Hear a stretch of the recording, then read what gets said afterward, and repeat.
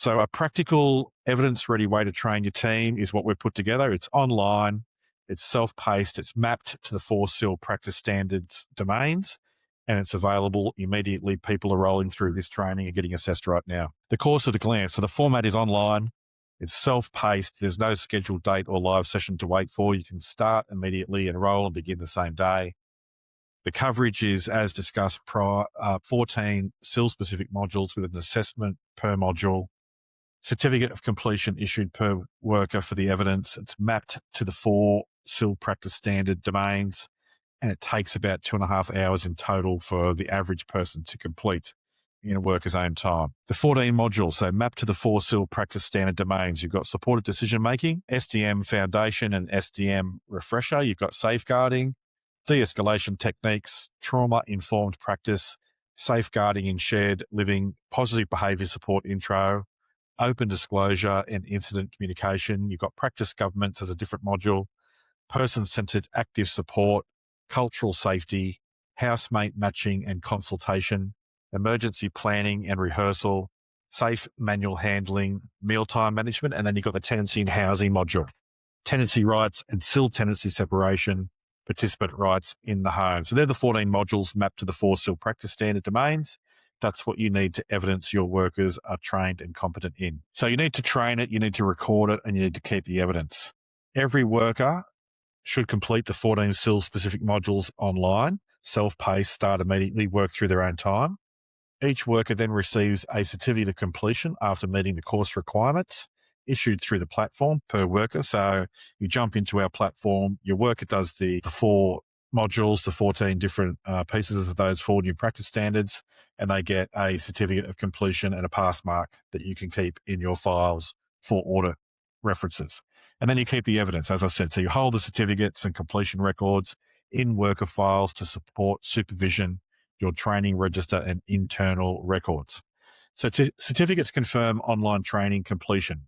Competency in practice is evidenced separately. So see the workplace observation evidence pack that we talk about next. So beyond the certificate, a workplace observation evidence pack.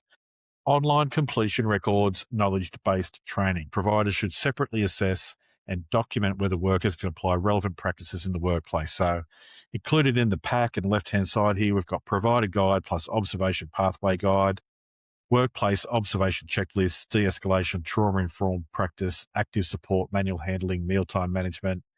Got workplace observation sign-off summary, coaching and reassessment plan template, and how providers use it on the right-hand side. After online completion, an appropriately authorised supervisor may use workplace observation, supervision discussion, simulation, or record review to assess practice, choosing a method suited to the skill being assessed and the worker's role.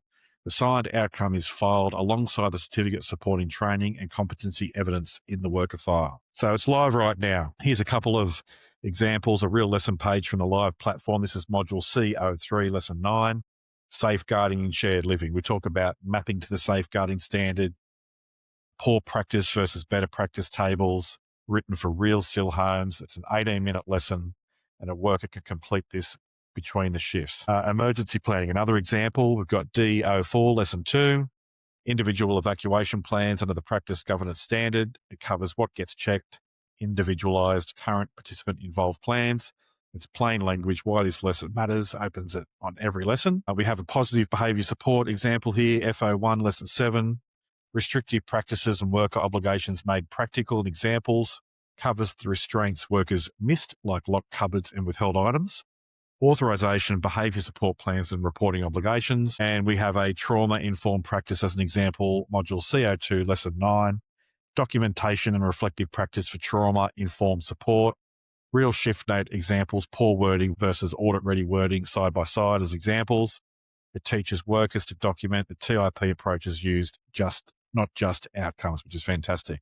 So who is this for? It's for SIL providers, registered providers, and providers transitioning into mandatory registration. It's for team leaders and house supervisors that lead practice in each SIL home. It's for disability support workers, so frontline workers in shared living settings need to be trained, evidenced as competent, compliance and quality teams. So building the workforce evidence file, it's for those guys as well.